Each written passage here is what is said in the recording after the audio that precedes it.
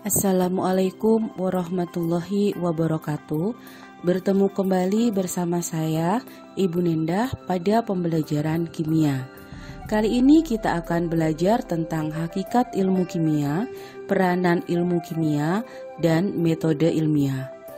Ilmu kimia adalah ilmu yang mempelajari susunan materi, sifat-sifat materi, perubahan materi, serta energi yang menyertai perubahan tersebut.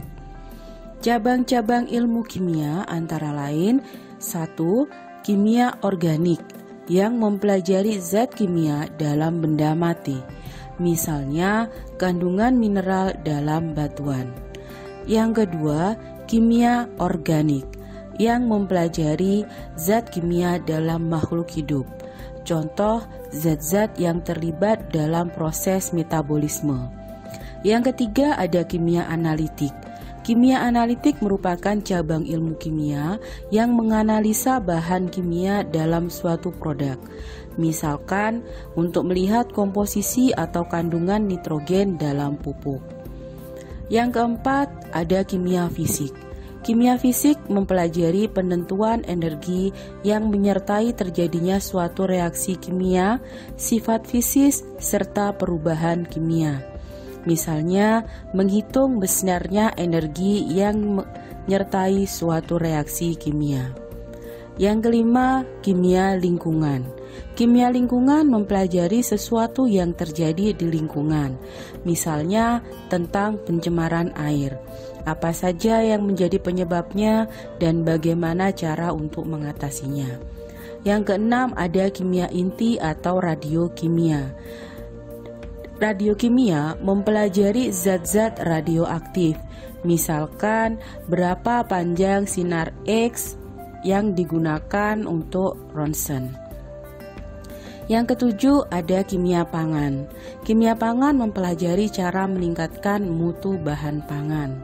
Yang terakhir, ada kimia farmasi, di mana di dalam kimia farmasi ini melakukan penelitian dan pengembangan obat-obatan.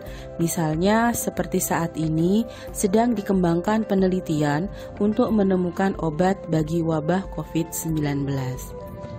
Peranan ilmu kimia. Yang pertama di bidang pertanian, misalkan untuk pembuatan pupuk dan pestisida. Yang kedua, di bidang kedokteran, misalkan pada pembuatan obat, ronsen, dan kemoterapi. Yang ketiga, untuk bidang geologi, misalkan digunakan untuk menentukan kandungan mineral dalam batuan, serta menentukan umur suatu fosil. Kemudian di bidang kesehatan dan kecantikan digunakan pada pembuatan sabun, shampoo, parfum, dan lain sebagainya. Yang kelima, untuk bidang industri, yaitu pembuatan ban mobil, bahan pakaian, dan lain sebagainya. Yang keempat, di bidang pertambangan, yaitu digunakan untuk pengolahan minyak bumi. Yang ketujuh, di bidang perikanan dan kelautan, misalkan untuk menganalisis kualitas air dan pengkajian air untuk budidaya perairan, contoh pada budidaya udang. Yang kedelapan, di bidang forensik, misalkan untuk tes narkoba dan pengujian sidik jari. Sekarang kita lanjutkan untuk materi berikutnya, yaitu tentang metode ilmiah. Metode ilmiah adalah proses berpikir untuk memecahkan masalah secara sistematis, empiris, dan terkontrol. Adapun langkah-langkah metode ilmiah sebagai berikut. Yang pertama, merumuskan masalah. Jadi, kita mengamati keadaan sekitar, kita melakukan pengamatan, kemudian mencatat data dari hasil pengamatan, kemudian baru kita merumuskan suatu masalah. Setelah dirumuskan masalah, maka langkah berikutnya yaitu merumuskan hipotesis atau jawaban sementara.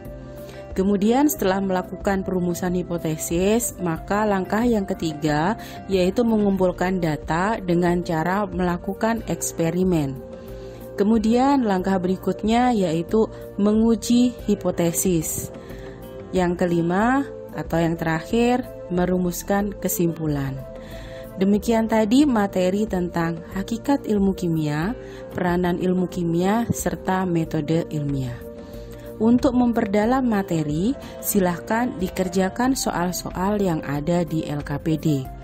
Sampai jumpa pada pembelajaran berikutnya. Wassalamualaikum warahmatullahi wabarakatuh.